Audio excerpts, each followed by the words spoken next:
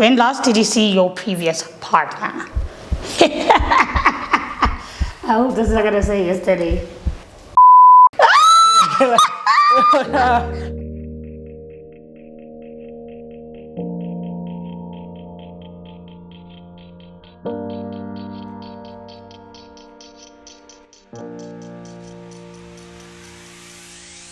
Our souls connected, and that is why it's different.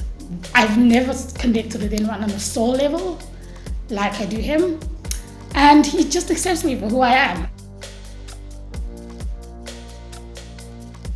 And I'm so honored to wake up next to you. Sometimes I wake up next to you not believing that you're next to me. Sometimes I pinch you because, I do feel like I'm living a dream that I couldn't even have imagined before meeting you. 3, 2, 1. You can take it over. Hey. How are you? Good. I'm alright. Toby. Libo. Nice to meet you. Nice I to saw meet you you at an too. event, actually.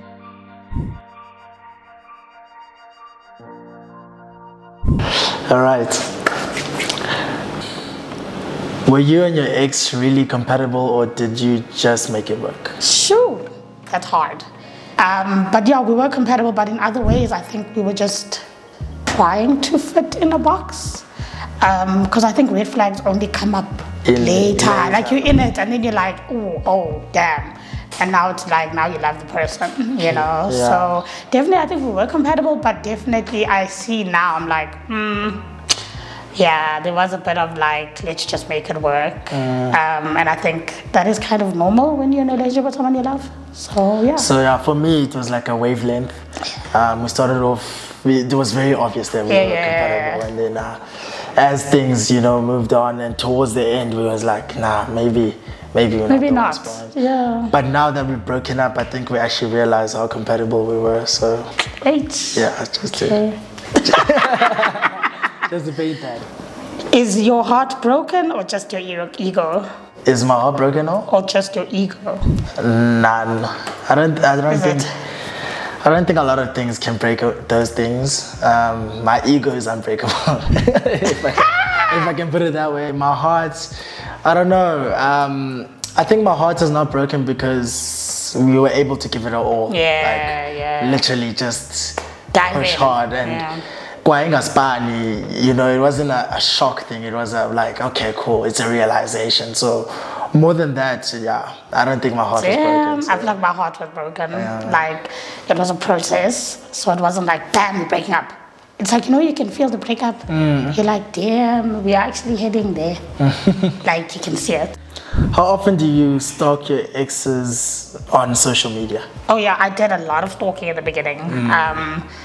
But also like shit unfolded after the breakup. So I thought our breakup was a specific reason, but it really wasn't. There was more reasons then. There was other reasons that came up. So I last stalked him, and this is so good, maybe a month ago. Okay. Because I blocked him everywhere. Just because if I break things, I need to break them. And just move. Okay. Yeah. Haha. Whew. When last did you see your previous partner? What can I drink? Okay, drink. I'll answer. I won't drink. I'll say this morning. It's your turn. Okay. I'm happy to say. I don't remember. Ooh. Did you love who you were when you were with your ex? Definitely. I definitely did. Obviously, some parts I'm like, like in the beginning, I was just like really, really me. I'm very like bossy, and I'm very like, I can be a lot. So, like if I want things done my way. But then he started to like integrate him into my life, and I started cooling down a little bit more and relaxing and not overly stressing. More than anything, that is the only part that I feel I wish I didn't carry through that relationship. Just being overly anxious and overly, needing him to do things the way I wanted them to be done, and just to learn to relax. Like, just relax, Toby. Everything will be fine. But other than that, I definitely loved myself. Yeah. Okay. For me, I didn't love parts of myself. I mean, I didn't.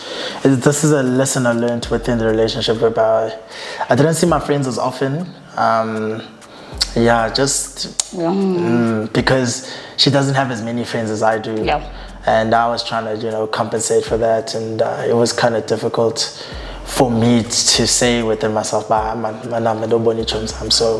that's the part of me I didn't love, but yeah, I love myself mostly, and yeah, I did love myself throughout the relationship. That's good. When and why did the spark die? I don't think the spark ever died. Do you think it's still there? So, yeah. You think it's still there? I don't think it's ever died. I mean, for the relationship, yes, it's... when did it die? Maybe just 2 months before the end of the relationship, but the spark between us, I think, will always be there. What was it like when you realized that the spark was... Sure. I felt super like I wanted to save it. I'm a saver, but because I know things and I'm just a very in tuned, emotional human being, I stopped being intimate with him. Like I think for a month, and like something in me was just like, don't do it, So it was hard, like listening and figuring out why is this not happening how it used to be. It felt a bit like shit, like damn. It felt like, okay, this is actually ending. When I could tell the spark was going, I was kind of looking forward to being single. I think that was my overwhelming feeling. Okay, how's my life as a single person? And I just couldn't wait to delve into that. So, do you feel like it was all you imagined it to be? Yeah. Okay. Fully.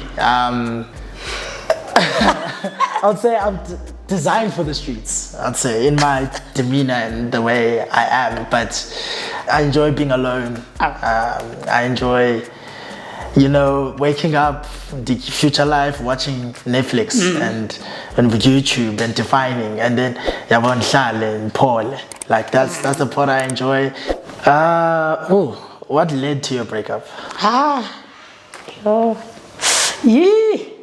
Yeah. Gosh. I think lack of understanding one another at the end. So we'd had all these plans. We're gonna move in together. Towards the date of us moving, we're buying things, we're doing things, we're saving, and the guy is just not interested anymore. So like already I'm like, okay, that's weird, and he's just like, no, anyway, like I don't think we should do this, I'm not ready, So like you say you're ready for something or you want to do it, but I really don't think he was ready for the next step in every way, emotionally and all of that. And honestly speaking, I knew what I wanted and we thought we both wanted it, but now I'm like, did he really? We don't know. So that's another thing, right? So people say things and I don't think they know what that means. Okay. What led to mine? I'd say a lot of realization. Yeah. The things whereby we swept under the carpet, and we felt as though we were very open and honest with each other, and we were, but I don't think we were open and honest with ourselves. So I think it was a realization within. More than within. And then that's when, those came up, and then we were like, okay, cool, are we really the best for each other at this time?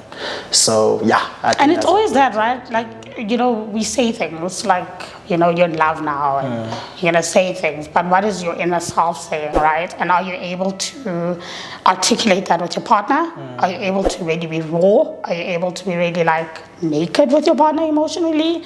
People say it, but like when it's the actual happening of doing it, it's hard. Facts. Was it you? Was it me? It's you.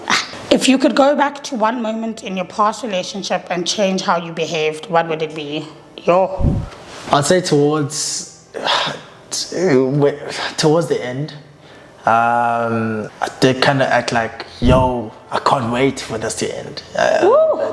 So that's one thing I would go back to, just be a little bit sensitive to that, and Possibly towards the end, right? I wish I was a bit more vocal about certain things and not taking the stuff he said as truth. Like I wish I interrogated a bit more. I wish I went in, you know, because you can't do that now. It's like, it's been so many months now, it's done. Yeah. But I wish I interrogated. But I mean, it's also like, it's okay. I don't need to. Ooh, one last one. If there's one thing you could change about the way your relationship ended, what would it be and why? I just wish I was not dragged. Not coming? Dragged. Just such a long drag to the finality of it. And me just being like, nigga, I see what's happening. Like, why would you just tell me? Let's end this, you know? It's like rather cut the finger if it's sore than wait for the whole arm to get gonorrhea and be like, you know? Just cut it. So I wish I wasn't dragged. Because that was a long ass drag.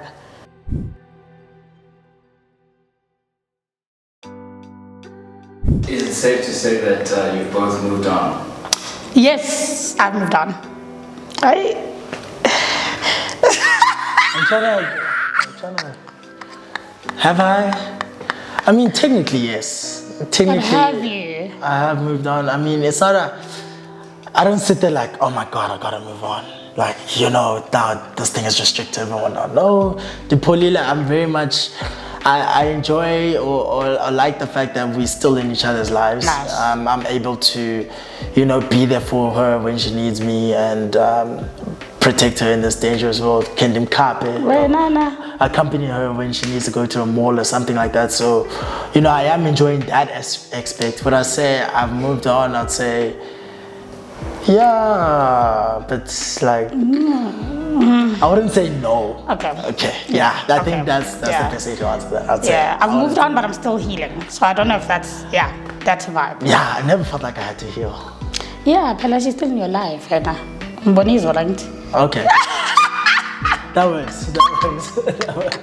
My hope for you is that you guys probably figure out what really went wrong.